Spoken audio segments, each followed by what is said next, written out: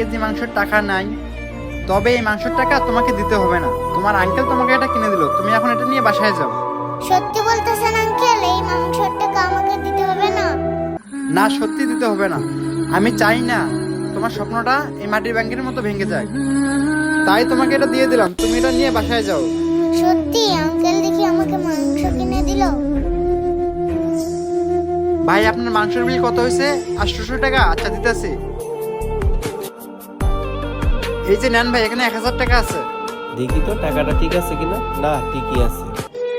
এই যে ভাই আপনার বাকি 200 টাকা। এই যে মামুনি, তুমি যে টাকা নিয়েছিলে না, এই টাকাগুলো তুমি রেখে দাও। আঙ্কেল আপনি দেখি আমাকে মাংসও দিলেন টাকাও দিলেন। হ্যাঁ, আমি তোমাকে টাকাও দিলাম, মাংসও দিলাম। তাহলে তুমি এখন মাংসটা নিয়ে চলে যাও। আচ্ছা আঙ্কেল, আমি এখন আসি। আল্লাহ আপনার অনেক ভালো করবে।